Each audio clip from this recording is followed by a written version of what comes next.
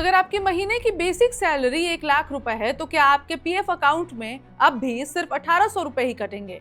सुनने में यह बात किसी अफवाह जैसी लग सकती है, लेकिन देश के करोड़ों प्राइवेट कर्मचारियों के बीच इस वक्त सबसे बड़ी चर्चा इसी मुद्दे पर हो रही है। कर्मचारी भविष्य निधि संगठन यानी कि ईपीएफओ के नए नियमों को लेकर सवालों की बाढ़ आ गई है। सोशल मीडिया पर लोग पूछ रहे हैं, क्या अब कंपनियां कर्मचारियों का पीएफ कम काट सकेंगी? क्या टेक होम सैलरी बढ़ जाएगी? क्या रिटायरमेंट फंड छोटा हो जाएगा? और सबसे बड़ा सवाल, अगर किसी की बेसिक सैलरी 1 लाख रुपए है तो क्या उसके पीएफ में अब भी सिर्फ 1800 रुपए ही जमा होंगे? नमस्कार, मेरा नाम है ऋचा पराशर और आप देख रहे हैं वन इंडिया हिंदी।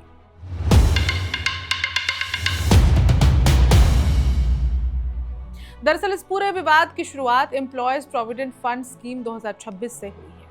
नई योजना में ईपीएफओ ने पहली बार साफ शब्दों में ये स्पष्ट किया है कि 15,000 रुपए की वैधानिक वेतन सीमा पर 12% यानी कि अधिकतम 1800 रुपए का योगदान अनिवार्य होगा। यानी कानून के हिसाब से न्यूनतम अनिवार्य योगदान 15,000 रुपए की बेसिक सैलरी तक सीमित रहेगा। यहीं से भ्रम भी शुरू हुआ। कई लोगों ने इसे इस तरह से समझ लिया कि अब चाहे किसी भी कर्मचारी की बेसिक सैलरी 25,000 हो, 50,000 हो या फिर 1 लाख रुपए हो, उसके पीएफ में केवल 1800 रुपए ही जमा होंगे। लेकिन पूरी तस्वीर इतनी सीधी नहीं है। असल में ये नियम अनिवार्य योगदान और स्वैच्छिक योगदान यानी कि वॉलंटरी कंट्रीब्यूशन के बीच अंतर को स्पष्ट करता है। अब तक अधिकांश निजी कंपनियां अपने कर्मचारियों की वास्तविक बेसिक सैलरी पर पीएफ काटती थी। उदाहरण के लिए, यदि किसी कर्मचारी की बेसिक सैलरी 60,000 रुपए है तो कर्मचारी और कंपनी दोनों लगभग 7,200 और 7,200 रुपए पीएफ में जमा करते थे। इससे कर्मचारी के रिटायरमेंट फंड में हर महीने बड़ी रकम जुड़ती थी। लेकिन नए ढांचे में ईपीएफओ ने यह स्पष्ट किया है कि कानूनी रूप से कंपनी के लिए केवल 15,000 रुपए की सीमा तक योगदान देना अनिवार्य होगा। यदि कर्मचारी और कंपनी इससे अधिक राशि पीएफ में जमा कराना चाहते हैं तो वो स्वैच्छिक व्यवस्था के तहत होगा, यानी कि वॉलंटरी स्कीम के तहत। यानी 1 लाख रुपए की बेसिक सैलरी होने का मतलब ये नहीं है कि हर कर्मचारी का पीएफ अपने आप 1800 रुपए हो जाएगा। ये इस बात पर निर्भर करेगा कि कंपनी की पीएफ पॉलिसी क्या है, कर्मचारी का नियुक्ति अनुबंध क्या कहता है और दोनों पक्षों का उसका अधिक योगदान जारी रखना चाहते हैं या नहीं। ईपीएफओ का कहना है कि इस बदलाव का उद्देश्य कर्मचारियों को ज्यादा लचीलापन देना है। कई कर्मचारी चाहते हैं कि उनके हाथ में हर महीने ज्यादा नकद पैसा आए, जबकि कुछ लोग अपनी रिटायरमेंट बचत बढ़ाना चाहते हैं। अब दोनों के पास विकल्प मौजूद रहेगा। इस बदलाव का एक बड़ा संबंध नए लेबर कोड से भी जोड़ा जा रहा है। सरकार लंबे समय से वेतन संरचना को अधिक पारदर्शी और फ्लेक्सिबल बनाने की कोशिश कर रही है। निजी क्षेत्र में अधिकांश कर्मचारियों का वेतन कॉस्ट टू कंपनी यानी कि सीटीसी मॉडल पर आधारित होता है। ऐसे में यदि पीएफ योगदान को लेकर अधिक विकल्प मिलते हैं तो कंपनियां भी अपने वेतन ढांचे को नए तरीके से तैयार कर सकती हैं। हालांकि यहाँ एक और महत्वपूर्ण बात समझना जरूरी है।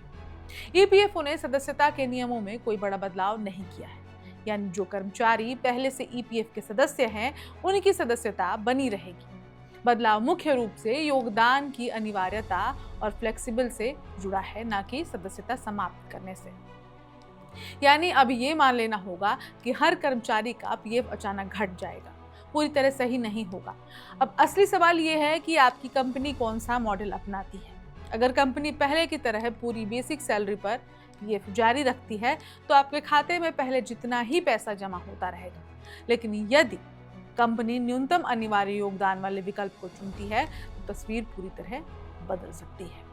और यही वजह है कि इस बदलाव को पिछले कई वर्षों में ईपीएफओ के सबसे बड़े संरचनात्मक परिवर्तनों में से एक माना जा रहा है। अब सबसे बड़ा सवाल यही है, अगर आपकी बेसिक सैलरी 50,000, 75,000 या फिर 1 लाख रुपए है तो इस पूरे बदलाव का आपकी जेब पर क्या असर पड़ेगा? यही वो हिस्सा है जिसे लेकर सबसे ज्यादा भ्रम फैल रहा है। मान लीजिए किसी कर्मचारी की बेसिक सैलरी 1 लाख रुपए प्रति माह है। अभी तक देश की बड़ी आईटी कंपनियां, बैंक मैन्युफैक्चरिंग कंपनियां और कई कॉरपोरेट संस्थान अपने कर्मचारियों की वास्तविक बेसिक सैलरी पर पीएफ का योगदान करते रहे हैं। ऐसे में कर्मचारी की सैलरी से 12% और कंपनी की ओर से लगभग उतना ही योगदान ईपीएफ खाते में जमा होता है। इसका मतलब है कि हर महीने हजारों रुपए रिटायरमेंट फंड में जमा होते रहते हैं। लेकिन अगर कोई कंपनी भविष्य में केवल वैधानिक अनिवार्य योगदान तक खुद को सीमित रखने का फैसला करती है तो तस्वीर बदल सकती है। ऐसी स्थिति में कर्मचारी के हाथ में हर महीने ज्यादा पैसा आएगा क्योंकि पीएफ में जाने वाली राशि कम हो जाएगी, यानी टेक होम सैलरी बढ़ सकती है। पहली नजर में ये सुनने में अच्छा लग सकता है, कौन नहीं चाहेगा कि हर महीने उसकी जेब में 5 या फिर 6 या फिर 10,000 रुपए ज्यादा आए। लेकिन इसके साथ एक दूसरा पहलू भी जुड़ा हुआ है। पीएफ केवल सैलरी से कटने वाला पैसा नहीं होता है, बल्कि ये लंबे समय का निवेश भी है। इस पर सरकार हर साल ब्याज देती है और यही रकम नौकरी खत्म होने या फिर रिटायरमेंट के समय बड़ी पूंजी बन जाती है। यानी अगर आज कर्मचारी ज्यादा टेक होम सैलरी चुनता है तो भविष्य में उसका रिटायरमेंट कॉर्प्स पहले की तुलना में काफी छोटा हो सकता है। यहीं पर आता है वॉलंटरी प्रोविडेंट फंड यानी कि वीपीएफ। अब वीपीएफ का मतलब है कि यदि कर्मचारी चाहे तो वो कानून द्वारा अनिवार्य योगदान से अधिक राशि अपने पीएफ खाते में जमा कर सकता है, यानी अपनी स्वेच्छा से। इस अतिरिक्त राशि पर भी वो ब्याज मिलता है जो सामान्य ईपीएफ पर मिलता है। इसलिए कई वित्तीय सलाहकार वीपीएफ को आज भी सबसे सुरक्षित लंबी अवधि के निवेश विकल्पों में गिनते हैं। यानी अब फैसला काफी हद तक कर्मचारी के हाथ में होगा। अगर कोई व्यक्ति हर महीने ज्यादा नकदी चाहता है तो वो न्यूनतम योगदान वाला विकल्प पसंद कर सकता है, लेकिन अगर उसका लक्ष्य रिटायरमेंट के लिए बड़ी बचत बनाना है तो वो स्वैच्छिक योगदान जारी रख सकता है। अब बात करते हैं ईपीएस यानी कि एम्प्लॉय पेंशन स्कीम की। बहुत से कर्मचारियों को लगता है कि पूरा पीएफ उनके ईपीएफ खाते में जाता है, लेकिन ऐसा नहीं है। कंपनी की ओर से जो 12% योगदान दिया जाता है उसका एक हिस्सा कर्मचारी पेंशन योजना यानी कि ईपीएस में जाता है। हालांकि ये योगदान भी लंबे समय से 15,000 रुपए की वेतन सीमा पर आधारित है, यानी पेंशन की गणना पहले भी पूरी सैलरी पर नहीं होती थी।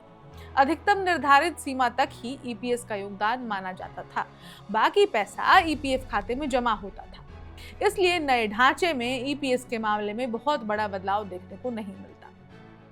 असली बदलाव ईपीएफ योगदान की अनिवार्यता और उसके लचीलेपन को लेकर है। अब सवाल ये भी उठता है कि कंपनियों को इससे क्या फायदा होगा। अगर किसी कंपनी के हजारों कर्मचारी हैं और वो पूरी बेसिक सैलरी पर पीएफ देती रहती है तो उसकी कुल कर्मचारी लागत यानी कि एम्प्लॉय कॉस्ट काफी ज्यादा होती है।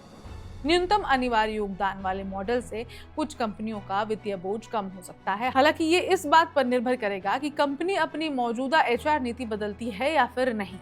दूसरी ओर कर्मचारियों के सामने भी नई चुनौती होगी।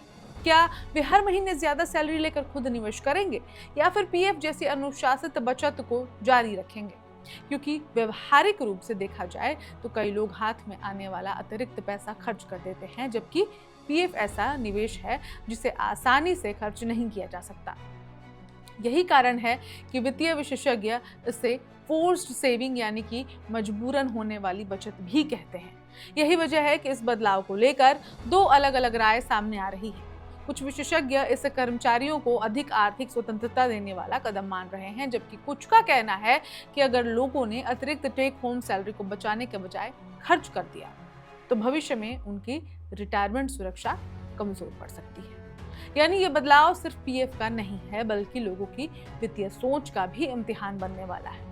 अब ये तय करना कर्मचारियों के हाथ में होगा कि वो आज ज्यादा पैसा चाहते हैं या आने वाले वर्षों में ज्यादा आर्थिक सुरक्षा यानी कि बुढ़ापे में। कुल मिलाकर ईपीएफओ के नए नियम कर्मचारियों को पहले के मुकाबले अधिक विकल्प और लचीलापन देने की कोशिश करते हैं, लेकिन ये लचीलापन जितना आकर्षक दिखता है उतनी ही बड़ी जिम्मेदारी भी साथ लाता है।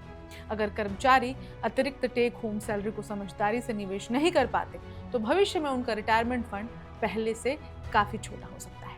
इसलिए किसी भी फैसले से पहले अपनी कंपनी की पीएफ पॉलिसी, वेतन संरचना और लंबी अवधि की वित्तीय जरूरतों को समझना बेहद जरूरी है। आखिरकार आज की थोड़ी सी अतिरिक्त कमाई और कल की आर्थिक सुरक्षा के बीच सही संतुलन बनाना ही सबसे बड़ी समझदारी होगी। तो इस खबर में इतना ही, लेकिन नए स्कीम के बाद से जो कंफ्यूज्ड हैं उनके लिए, जिन्होंने ये वीडियो देख लिया उनके लिए तो विकल्प मिल गया, लेकिन जिन लोगों ने ये वीडियो नहीं देखा है उन लोगों तक ये वीडियो पहुंचाइए। अपने जो कलीग्स हैं, अपने जो फैमिली मेम्बर्स हैं, जो भी कॉर्पोरेट एम्प्लॉयज़ हैं, सब तक ये वीडियो शेयर कीजिए ताकि नए स्कीम की जानकारी उन तक भी पहुंच पाए। और देखते रहिए one India Hindi. Subscribe to One India and never miss an update. Download the One India app now.